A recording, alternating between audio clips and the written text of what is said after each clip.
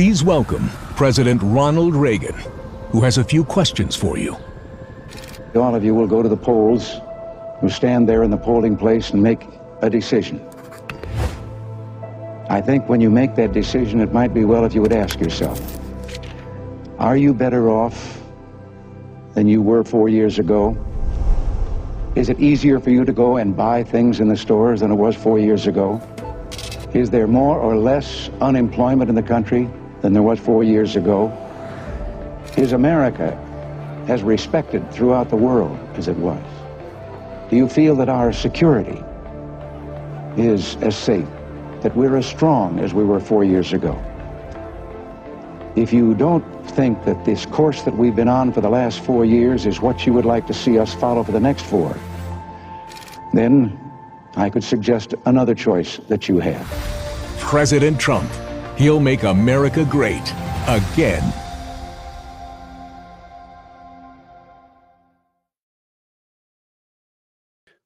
Welcome back to the Spin Cycle.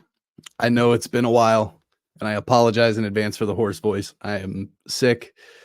I'm not feeling this by any means, but I have to jump on, talk to you guys for a few minutes because there are some changes coming to the show. First and foremost, it will no longer be a 5-day-a-week show. It'll be moved down to 3 days a week, Monday, Wednesday, Friday. Expect that. Tuesdays and Thursdays are going to be free days. My life has become super hectic in the last few weeks, and I have not had time to plan shows, let alone film them and get them posted.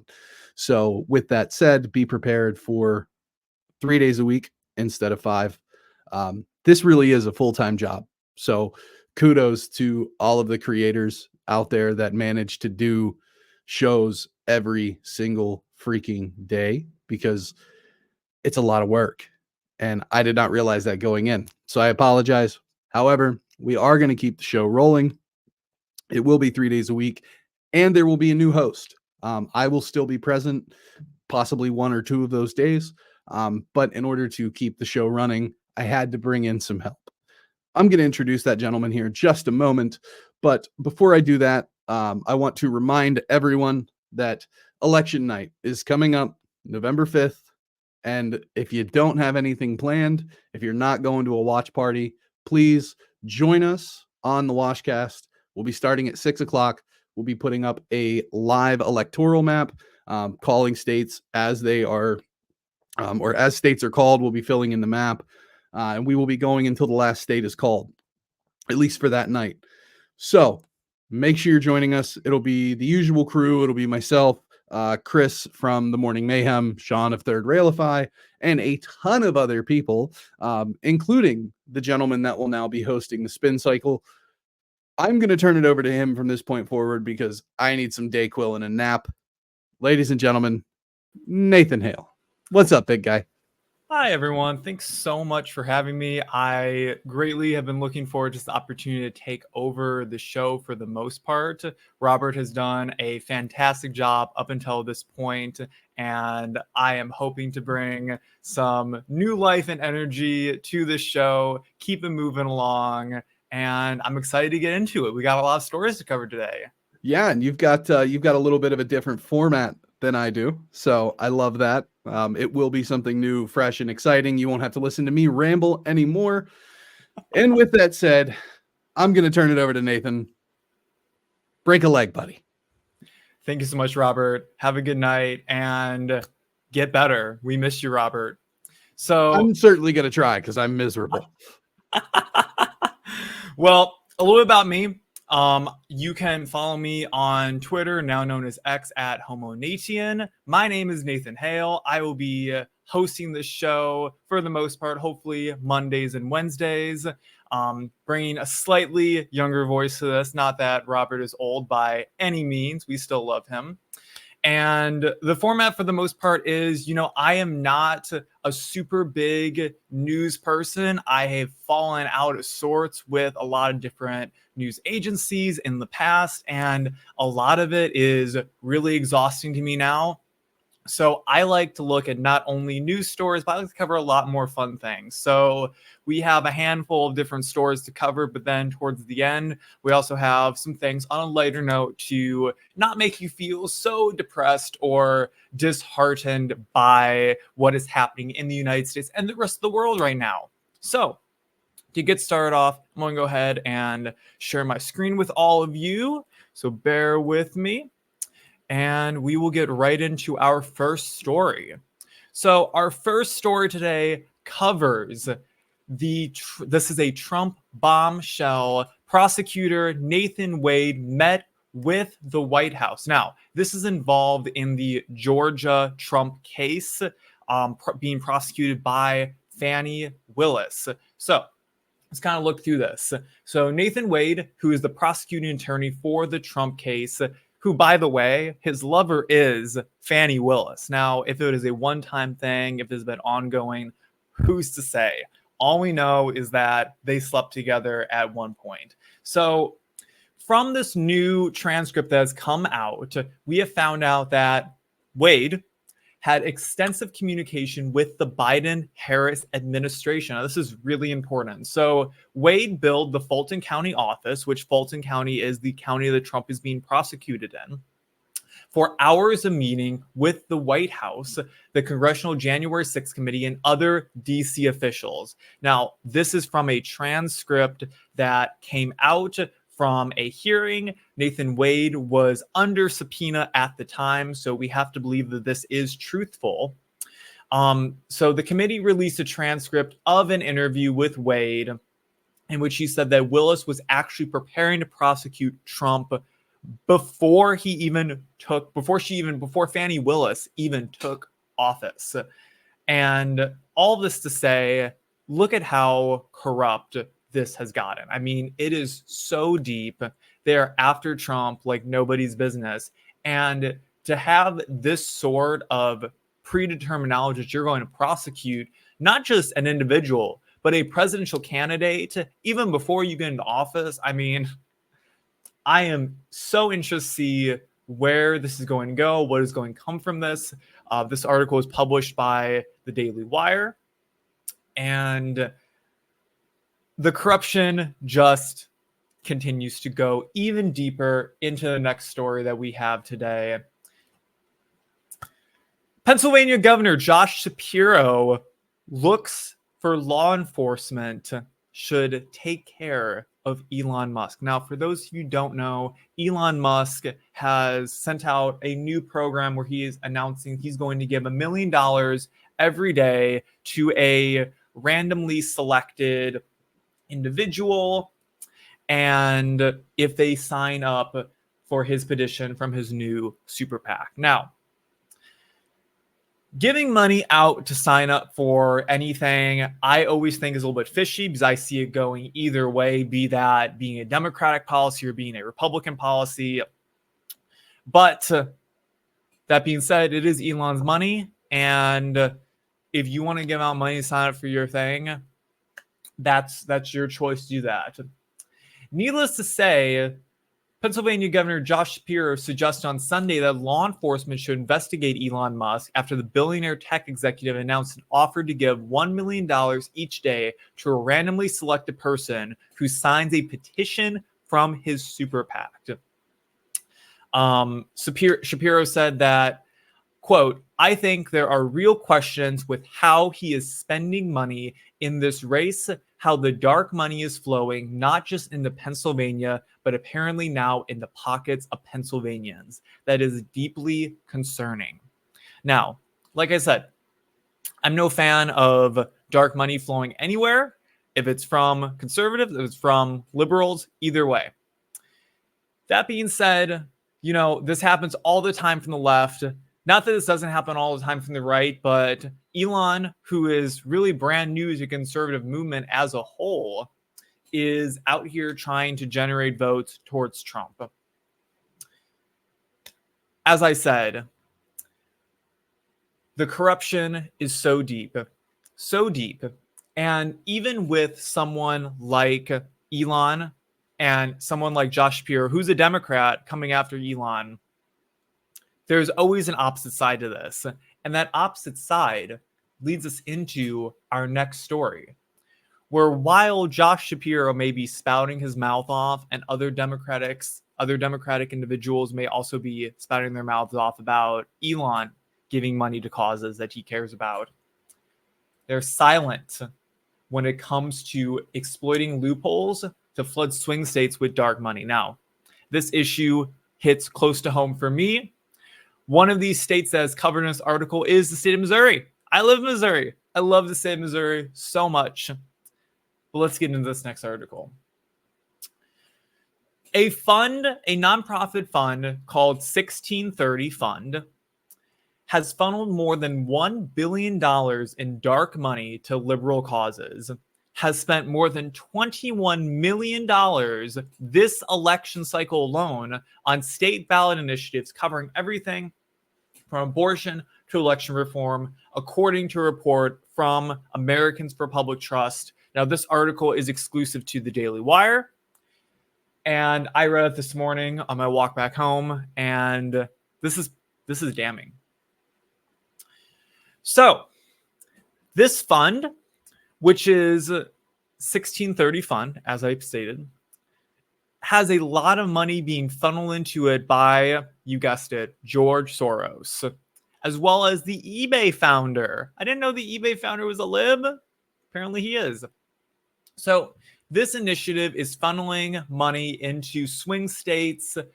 This election, since the overturn of Roe v. Wade with the Dobbs decision, there are a lot of ballot initiatives on state ballots right now to codify abortion rights in the state constitutions, or just expand abortion rights in general, as many conservative states have taken a conservative approach to abortion, which I'm not necessarily complaining about.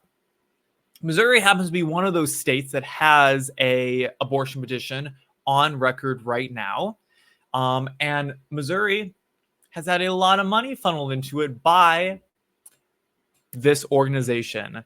Over $10 million to be exact.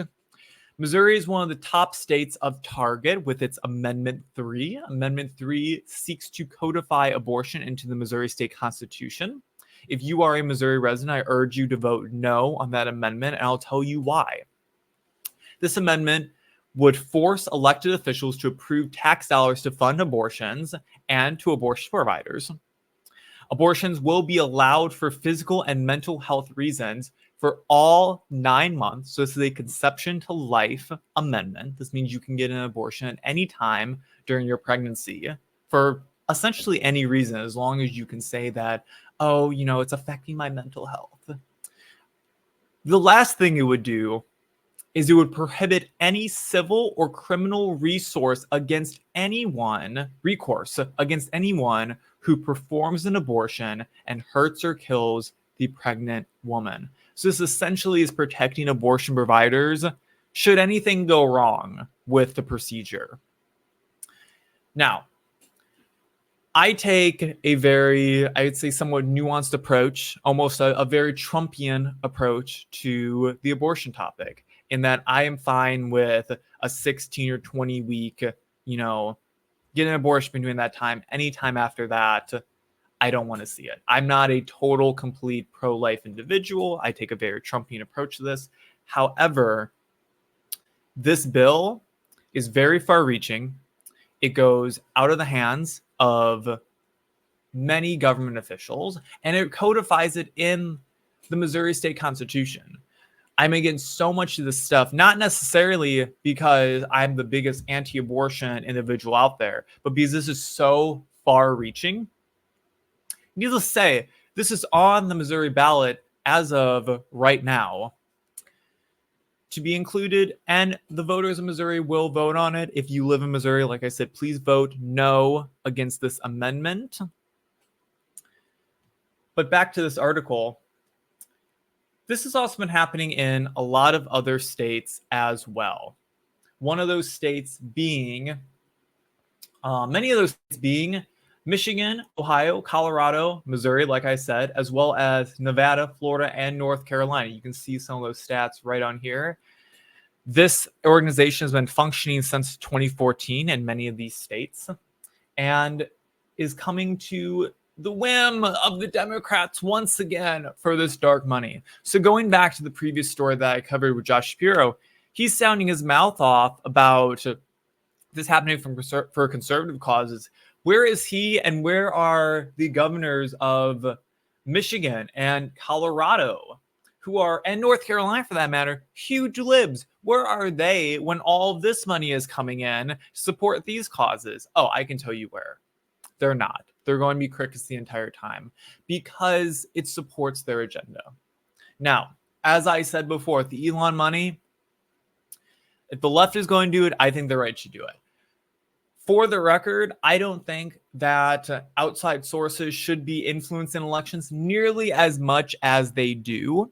But if the left is going to play dirty, I think the right should play dirty too. We are in it to win elections, and we can't change anything unless we have seats in office, unless we get good policy passed. And that's exactly what we have to do on election day, which is only about a week and a half away now. Can you believe it? We are so close to election day. If you have not voted yet, check your voter deadlines for absentee voting, for early voting. Get out and get a ballot in, especially if you live in a swing state. We need those votes to go towards conservatives. You need to get out there and cast a vote. If you think for whatever reason you cannot get out on election day, get out, get your vote in. Our next story. Gina Carano, guys. I bet many of you forgotten what happened to Gina Carano. Let's have a little history walk back a couple years to COVID times. Ooh, scary for Halloween season. So a couple years ago, Gina Carano, who I love, former fighter, was working on the Disney show The Mandalorian. Now, I'm not sure how many of you out there have watched Mandalorian. I was one of them. I thought it was fantastic. Gina Carano, my favorite character of them all. She is hot. She is a baddie. She gets out there. She fights on that show. I love her so much. Very successful show, The Mandalorian. It's a Star Wars production. Gina Carano gets fired suddenly after she tweeted out something along the lines of comparing COVID lockdowns, regulations to World War II Germany. Now, the left took this and slammed her for being super anti-Semitic, terrible person. How dare you compare COVID times to Nazi Germany? There are a lot of comparisons to be made for the record, but that is neither the time nor the place for those comparisons. But they slammed her regardless and said, how dare you say that? Even though the very same day, people like Ben Shapiro and Dennis Prager came out in support of Gina Carano. They loved her. She's great. She got fired anyways, just suddenly. Now, it doesn't take a rocket scientist to draw the comparison, to draw the line between getting fired and tweeting out something, against COVID, right? Gina Carano has since come out and been very supportive of conservative ideals. She's done a lot of work with the Daily Wire. But back to the story. So Gina Carano, Disney lost its effort to delay Discovery. So it's moving forward with that. And she thanked many of her supporters. By the way, Elon Musk is funding the legal case. So I hope that he helps set her up with some very good attorneys. Because she deserves to win this. She was totally fired for no reason. We know why she was. This was wrongful termination at its finest. But this is a great win for Gina Carano. Great win for freedom of speech lovers. Great win for First Amendment supporters. And that leads us to one of our last stories. Donald Trump working at a McDonald's. Let's play this video right here.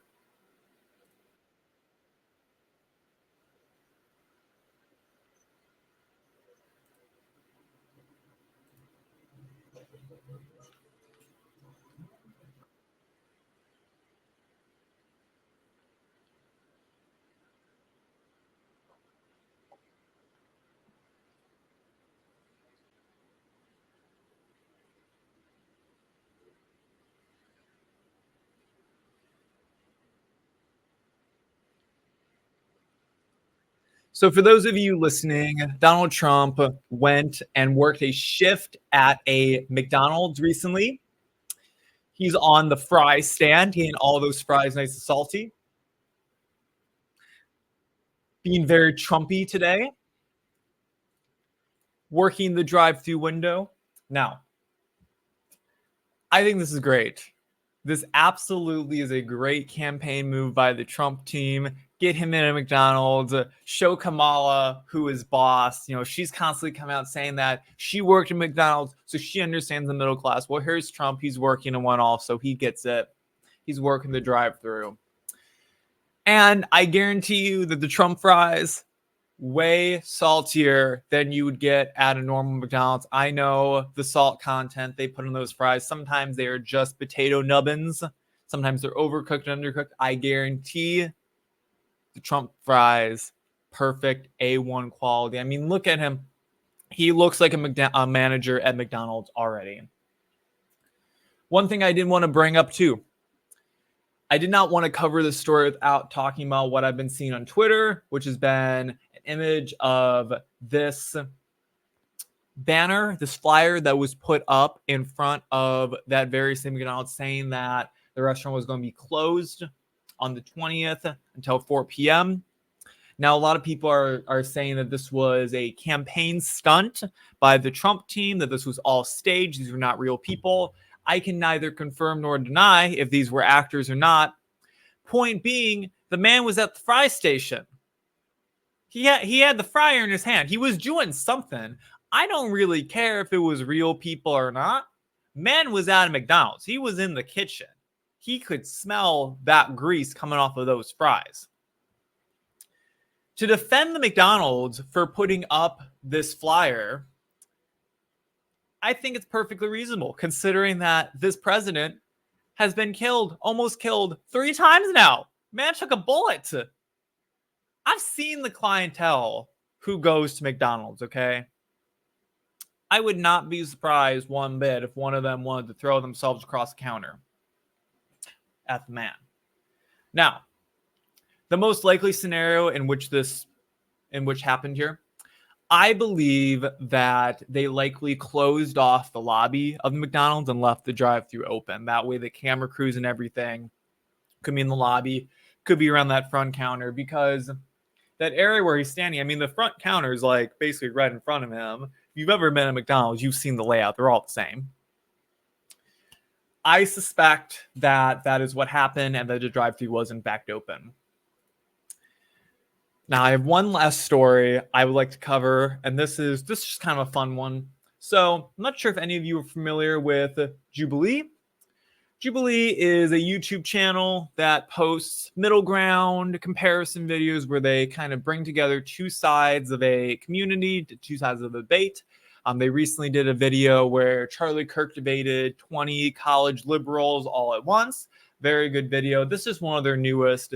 This is fat being a choice, fit women versus fat women. Now, we only have a few minutes left, so I'm going to go and cover just a little bit of this video. Maybe we'll do one question. We can always pick this up on Wednesday. I will be back once again, your illustrious anchor.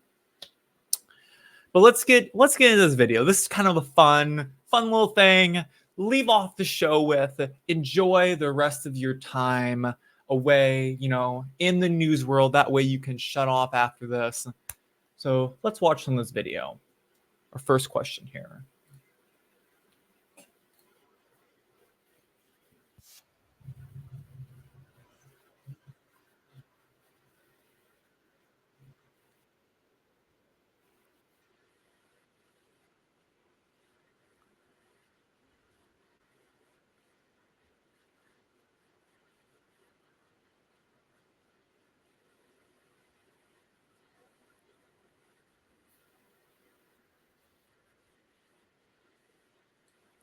So before they get super into their discussion, let me explain the format of this, and I'll kind of explain my position on this.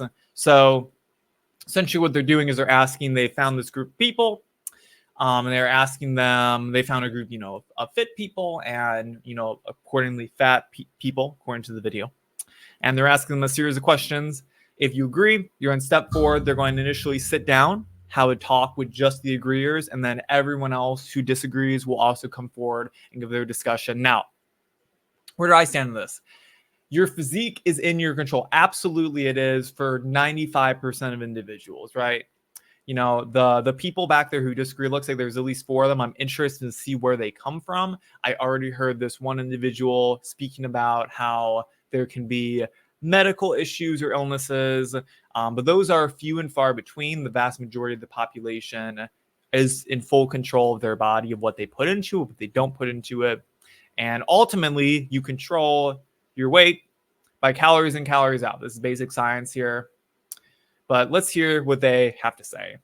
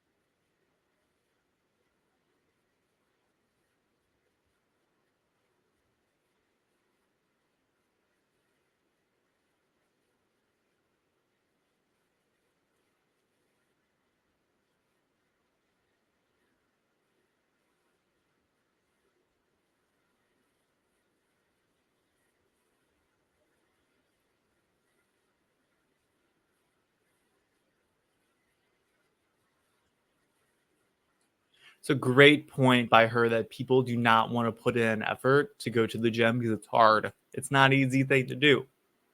I do it all the time. I am a certified personal trainer. That's what I've worked in that industry for a while now. I still keep clients. I still work with a few of them on a regular basis. But she's absolutely right. It's in your control. And that other individual, she's totally correct. You know, simply just getting on a treadmill, putting a movie on and everything, that's a great way just to immediately cut down a lot of that. You're eventually kind of plateau out until you need to start working a little bit harder. But just to begin with, doing that, great way. Just looking at what you're eating, perfect.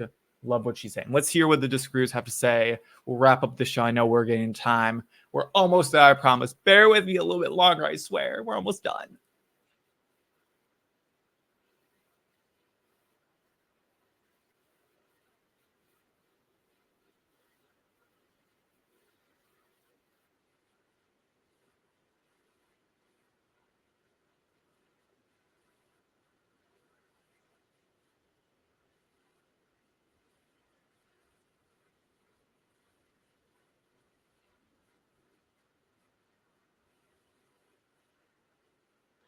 I disagree with her too. I'd like to see the actual breakdown of how much it does cost right now to go and buy a full frozen meal versus go and buy fresh produce and everything and eat more healthy like that. I can almost guarantee you it is cheaper to just go and buy produce from the store, be simple, get a protein, get a carb, get some good fruits and vegetables in your system.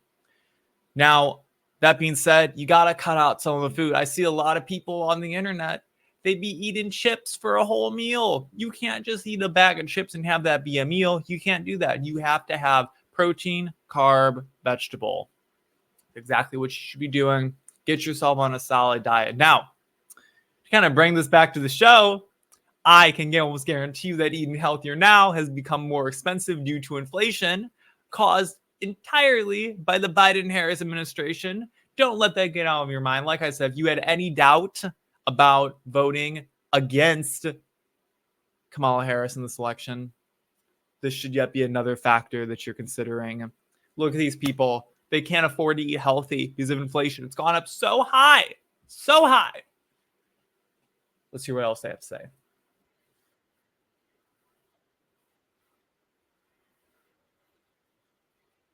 I like her little hair thing.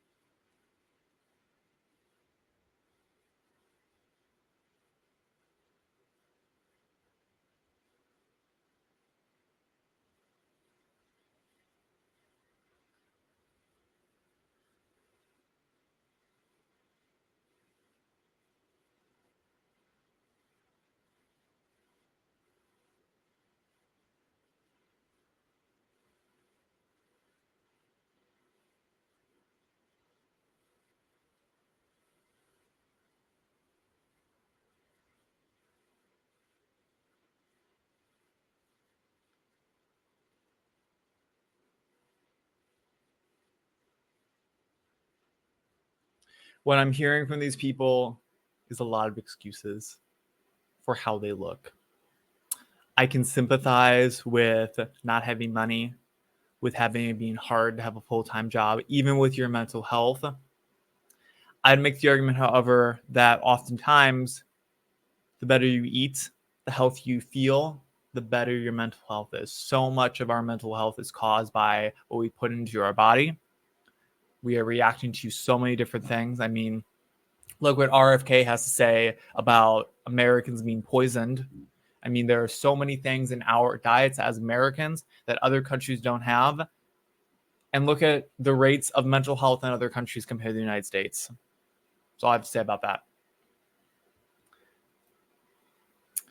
That's going to be it for the show. However, we're going to cut that video a little bit short. That full video, 45 minutes long. They talk for quite a while about these topics. They have some very interesting questions, including, is it okay for models to set high standards for body image? And are fit women more attractive than fat women? I encourage you all to go and read these individual articles for yourselves, make an opinion based on them. I encourage you to go and watch this video for yourself as well. It's very interesting. And we may come back to it on Wednesday, depending on where we are in time, what stories we have for you then. Kind of wrap this up. Come follow me on X, now or on Twitter, now known as X, at HomoNatian. That's my handle right there. Send me a DM after you follow me if you have any questions or comments about the show. If you want them read on the show, I'm happy to shout out comments. If you have anything for me, you want to tell me how amazing of a host I am, how great at anchoring this show I am, any words of encouragement, I will gladly take them.